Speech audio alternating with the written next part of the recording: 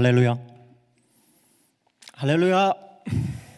반갑습니다, 여러분. 시온찬양대 귀한 찬양 감사드립니다.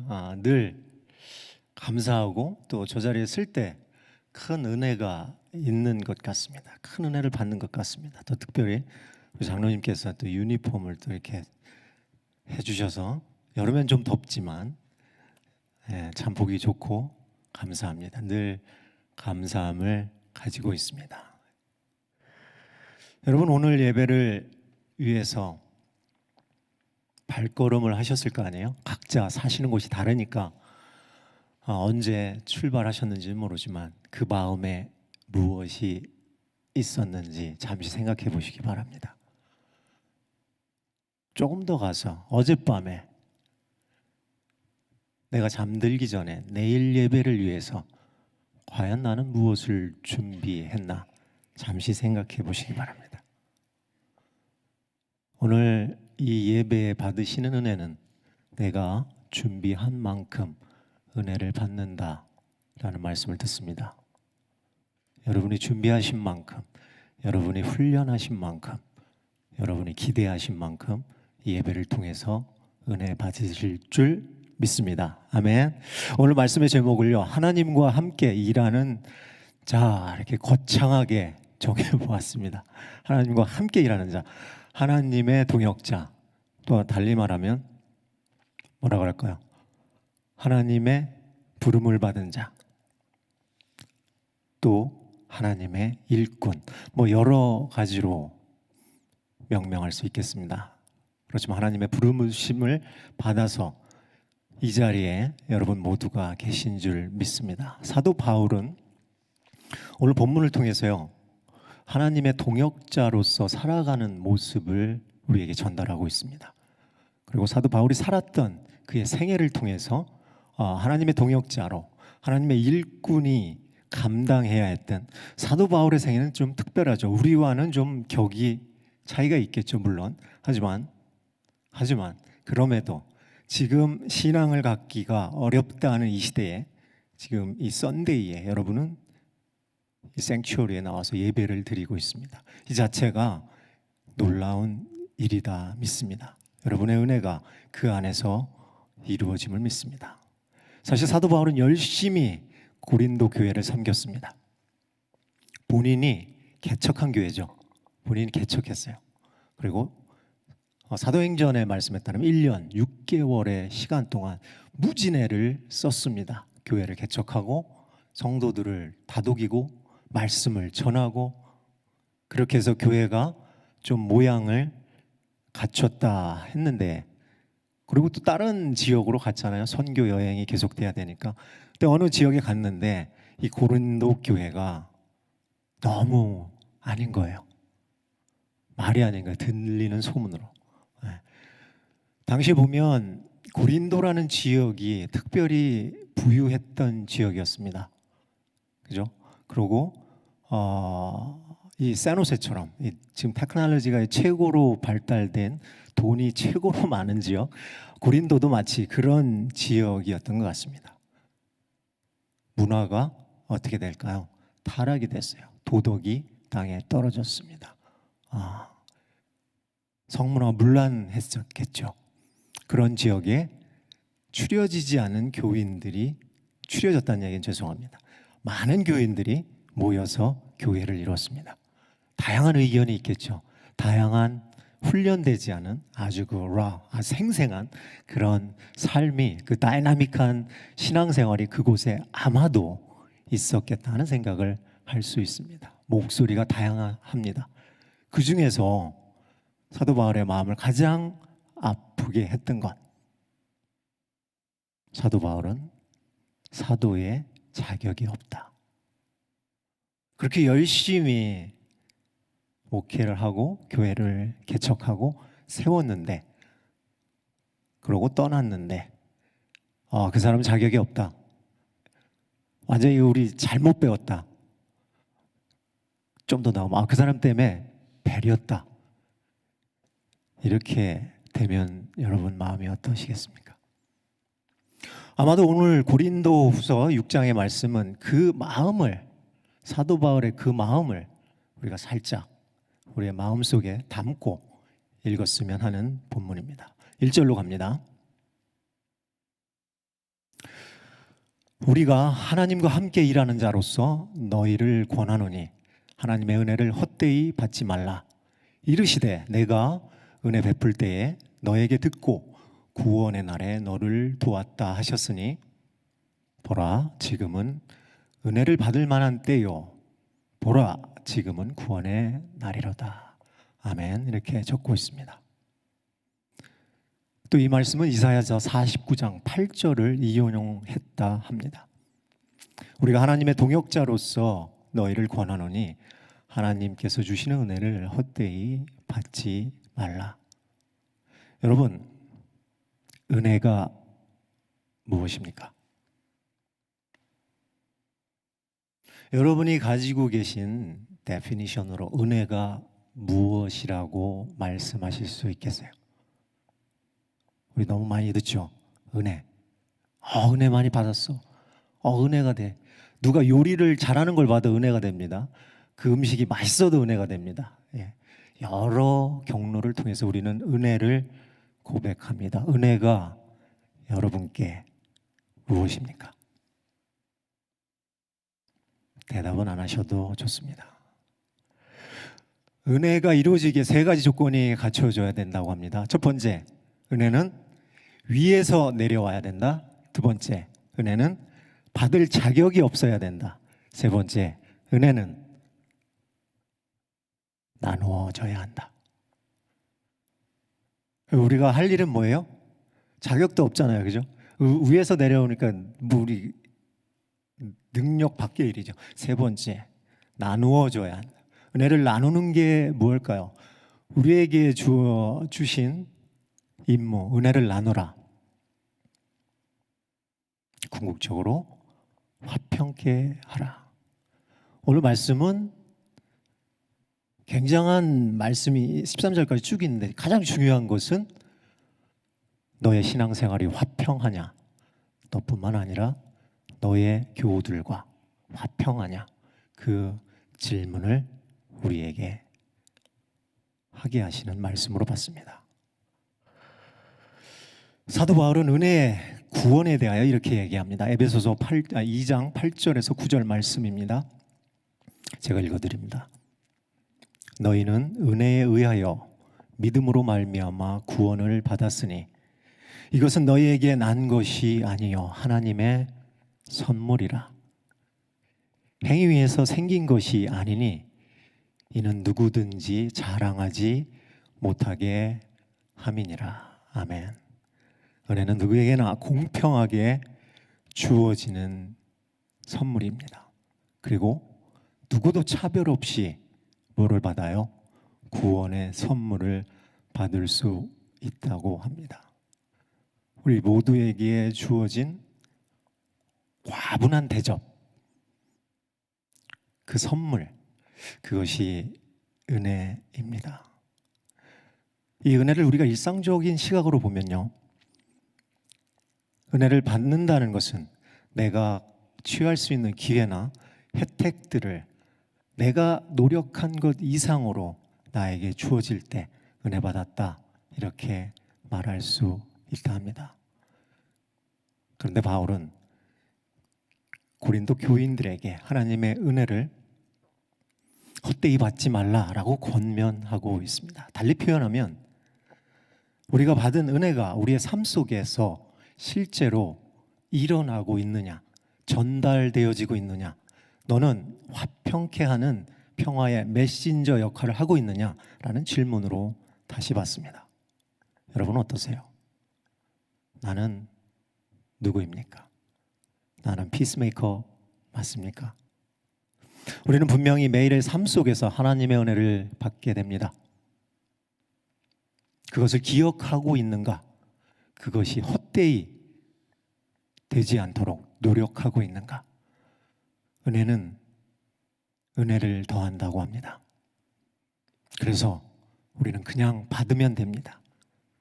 그리고 나서 제일 중요한 나누어야 한다는 이야기를 오늘 본문을 통해서 사도 바울은 전하고 있습니다. 사랑하는 여러분, 은혜를 베푸는, 은혜를 나누는 행위가 어떤 것이 있을까요? 서로에게 베푸는 작은 친절이 있습니다. 따뜻한 말이 있어요. 보면 방긋 미소 짓는 미소가 있습니다. 어려운 일을 돕고자 하는 쉼없는 기도가 있습니다. 기도와 사랑의 실천, 그리고 오늘처럼 일손이 딸려요. 추수할 땐 됐는데 일손이 딸려. 일손이 딸릴 때 그 빈자리를 아무 말 없이 메워주는 그것 또한 은혜의 표현이라 생각합니다. 여러분의 헌신과 여러분의 섬김과 여러분의 사랑이 이 교회를 아름답게 만드는 줄 믿습니다. 아멘. 예, 좀 딱딱하죠? 제가 오랜만에 설교를 또 이렇게 하니까 굉장히 긴장이 됩니다. 예, 굉장히 되는데요. 예, 아무튼 이 말씀을 전하는 말씀도 은혜로 받으시기를 바랍니다. 여기서요, 다시 한번 세 번역으로 1절과 2절을 보겠습니다. 제가 읽어드립니다. 우리는 하나님과 함께 일하는 사람으로 여러분에게 권면합니다. 하나님의 은혜를 헛되이 받지 않도록 하십시오. 하나님께서 말씀하시기를 은혜의 때에 나는 내 말을 들어주었다. 구원의 날에 나는 너를 도와주었다 하셨습니다. 보십시오. 지금이야말로 은혜의 때요. 지금이야말로 구원의 날입니다. 아멘. 오늘 성경은 사도 바울은 지금을 이야기하고 있습니다. 우리가 은혜 받았는데 뭐를 해야 되는데 좀 있다가 미루지 말고 지금. 여러분의 신앙생활 한번 살짝 돌아보세요. 내가 또는 나를 화평케 하지 못하게 했던 어떤 사건이 있었나? 내가 힘들었던, 나를 눈물 나게 했던, 내가 눈물을 흘렸던 어떤 사건이 있었나? 확 잡아와 보세요. 그 다음에 지금 고백하시기 바랍니다. 화해하시고 용서가 필요하다면 용서해 주시기 바랍니다. 바로 이 순간 은혜가 여러분에게 임하는 줄 믿습니다. 하나님을 경험하는 기회가 바로 그 순간에 주어지는 것이라 믿습니다. 지금은 현재입니다. 그죠? Now is present. 현재는 우리에게 주신 선물이다 합니다. The present is a present. The present이 기프트죠. 여러분 어떠세요? 지금도 못하고 있는 것을 우리가 과연 나중에 더 좋은 때에 잘할 수 있을까요?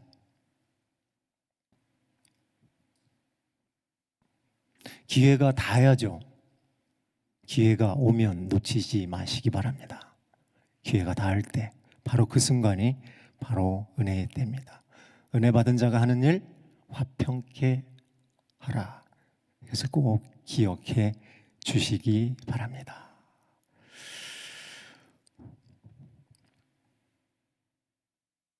자, 그럼 본문으로 다시 들어가 보면요. 3절로 가겠습니다. 3절로 갑니다. 우리가 이 직분이 비방을 받지 않게 하려고 무엇에든지 아무에게도 꺼리끼지 않게 하고, 계속 내려갑니다. 오직 모든 일에 하나님의 일꾼으로 자천하여.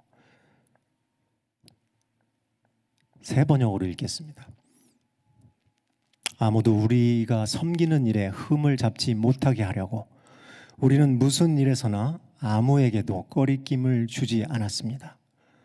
우리는 무슨 일에서나 하나님의 일꾼답게 처신합니다. 세 번역입니다. 사도 바울은 스스로 하나님의 일꾼이 되었다고 합니다. 하나님의 일꾼으로 그의 삶을 살아낸 여정을 3절에서 10절까지 오늘 고린도전서 후서 6장은 적고 있습니다. 성경은 사도 바울이 어떤 사람이 되고자 했던가, 또한 그의 삶이 어떠했던가를 전하고 있습니다. 바울은 하나님의 사역의 일꾼이 되었습니다. 복음의 디딤돌이 되기를 원했습니다. 하나님의 일에 걸림돌이 되기를 원치 않았어요. 그래서 어떻게 했습니까? 무던히 애를 썼습니다. 누구와도 화평케 지내기 위해서 노력했습니다. 그런데요, 하나님의 일꾼으로 처신하면서 그가 겪었던 일들이 따라 나옵니다. 온갖 그의 삶 속에 당해야 했던 순환의 시대가 옵니다. 환난과 궁핍이 있었습니다. 곤경에 처하기도 했고 매를 흠씬 맞기도 했습니다. 옥에 갇힙니다. 난동을 부리기도 하고요. 사도 바울이 아니라 다른 무리들입니다. 잠을 자지 못하게 하고 또한 굶주림에 허덕여야 했습니다. 사도행전에는 더욱 상세하게 이것을 설명하고 있습니다. 바울은 가는 곳마다 유대인들은 사실 형제들이잖아요. 형제들이 못 살게 굴었어요. 또한 현지인들에게, 또 기득권 세력들에게, 권력자들에게 수없는 탄압을 받았습니다. 모욕을 당하고 몰매를 맞고 인민재판을 당하고 그리고 감옥에 갇혔습니다. 여러분의 마음 속에, 여러분의 시각 속으로 사도 바울의 행적과 삶을 보면 어때요? 너무너무 불행하죠. 지질이 복이 없습니다. 하나님을 섬기는데 어떻게 저런 일이 있을 수 있느냐? 고린도 교회의 교우들 중에 사도 바울의 사도권에 대해 도전했던 사람들의 말 속에도 있습니다. 하나님을 섬기는 자의 행색이 저리 남루하노. 사도 바울은 텐트 메이커였습니다. 직접 선교비를 충당했어요. 교회로부터 사례를 받지 않았습니다. 그때의 그 삶을 생각하면 얼마나 남루했을까요? 갚아치웠죠. 가죽으로 텐트를 만드는 그 모습을 보고 그들은 비하했습니다. 그러나 바울이 이 모든 것을 견디게 했던 힘은 어디에서 받았을까요? 여러분이 그 모든 유혹에서 이기시고 이 자리에 앉아 있게 하는 힘은 무엇입니까? 아마도 성령의 힘이 바울을 기운나게 하셨다라고 믿습니다. 바울에게는 복음을 전하는 일 그 자체가 너무도 귀하고 그리고 가치 있는 일이었습니다. 하나님을 모르는 영혼, 그 영혼에게 하나님의 사랑을 전달하는 일, 막 핍박을 받고 억압을 당하는 불쌍한 영혼을 찾아가 위로하고 예수님의 복음을 살짝 전하는 일. 요새 얼마나 많은 사람이 낭망되고 시리에 빠져 있습니까? 그 좌절하고 낭망한 영혼에게 부활의 생명을 전도하는 일. 이런 복음의 사역에 사도 바울은 몸이 달았던 거죠. 이거를 못할까 봐. 그 복음을 통해서 그들의 인생이 바뀌는 그런 놀라운 사건을 그는 결코 포기할 수 없었다 라고 읽습니다. 사도 바울은 고백합니다. 하나님께서 죄를 모르시는 분에게 우리 대신으로 죄를 씌우셨습니다. 그것은 우리가 그리스도 안에서 하나님의 의가 되게 하려 하시는 것입니다. 바울은 분명한 부름받은 목적이 있었습니다. 그리고 그것을 끝까지 이루어내고자 하는 열정이 있었어요. 그 외의 것은 secondary, 다 잡다한 것이다 라고 고백합니다. 사랑하는 여러분, 여러분도 저마다 부르신 소명이 있습니다. 그죠? 한번 그게 뭔가 한번 생각해 보세요. 내가 여기에 앉아 있는 이유가 분명히 있는데 그것이 무엇인가? 이 땅에 내가 사는 동안 적어도 하나님의 일을 함께하는 자로서, 하나님의 부르심을 받은 자로서, 주의 일꾼으로서 난 적어도 이것을 위해 왔구나. 그렇지만 바울의 삶은 그렇지 않았어요. 참 어려웠어요. 바울은 그 어려움을 찬양했습니다. 오늘 고린도후서는 그 찬란한 역설을 성경이 기록해 주고 있습니다. 하나님의 진리의 말씀과 능력으로 힘입어서 좌우에 무기를 가지고 전진했던 사도 바울의 생애 8절부터 내려갑니다. 새 번역으로 읽겠습니다. 영광을 받거나 수치를 당하거나 비난을 받거나 칭찬을 받거나 그렇게 했습니다. 우리는 속이는 사람 같으나 진실하고 이름이 없는 사람 같으나 유명하고 죽는 사람 같으나 보십시오 살아 있습니다. 징벌받는 사람 같으나 죽임을 당하는 데까지 이르지 않고 근심하는 사람 같으나 항상 기뻐하고 가난한 사람 같으나 많은 사람을 부유하게 하고 아무것도 가지지 않은 사람 같으나 모든 것을 가진 사람입니다. 아멘. 복음의 사역을 한다는 것, 사도로서 최선의 삶으로 그것을 감당한다는 것, 분명 사도 바울은 하나님의 일꾼으로 고린도 교회 교우들을, 교인들을 엄청 사랑했을 것입니다. 사도 바울은 진솔하게 자기 감정을 전하고 있습니다. 그 숱한 어려움을 감당하고 살아낸 그의 사도된 삶, 그 삶을 아주 가감없이 들려주고 있습니다. 그리고 나서 제안합니다. 여러분께 그리고 저에게 우리 모두에게 이 시간 제안하고 있습니다. 고린도 교회 교우들이여, 예수사랑교회 교우 여러분, 우리는 여러분에게 숨김없이 말하였습니다. 우리는 마음을 넓혀 놓았습니다. 우리가 여러분을 옹졸하게 만든 것이 아니라 여러분의 마음이 옹졸한 것입니다.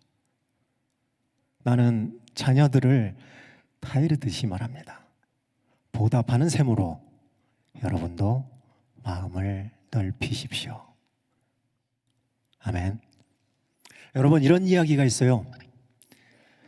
집이 좁은 사람과는 살아도 마음이 좁은 사람하고는 못 산다. 수긍이 가시나요? 전 모르겠습니다. 여러분 사시는 집에 걸맞게 여러분의 마음이 넓으신지, 여러분의 마음이 여러분의 사시는 집 사이즈만큼 넓어지기를 축원드립니다. 아멘. 여러분의 신앙생활은 어떠십니까? 교회 안에서 믿음의 공동체를 섬기는 여러분의 삶, 신앙은 어떻습니까? 교우들과의 관계는 어떻습니까? 여러분 신앙생활이 결코 녹록하지 않습니다. 그렇죠? 절대 그렇지 않죠. 그러나 오늘 말씀을 통해서 우리는 이 말씀을 받습니다. 누구라도 받을 수 있을 만큼 우리의 마음이 넓어지기를 소원합니다. 이 기도가 올려지는 그런 예배가 되기를 소망합니다. 나는 과연 복음의 디딤돌인가? 혹시 언제, 그 예전에 아니면 지금도 누군가에게 은혜의 걸림돌이 되지는 않았던가? 아마도 신앙생활의 아픔은 누구에게나 있을 것입니다. 혹시 큰 아픔이 없더라도 섭섭함이 있어요. 오늘 사도 바울은 욕을 먹을 때까지 일을 했습니다. 악한 이름이 되는 것 같을 때도 일을 했어요. 징계를 받을 때도 일을 했고 근심이 끊어지지 않을 때도 일을 했습니다.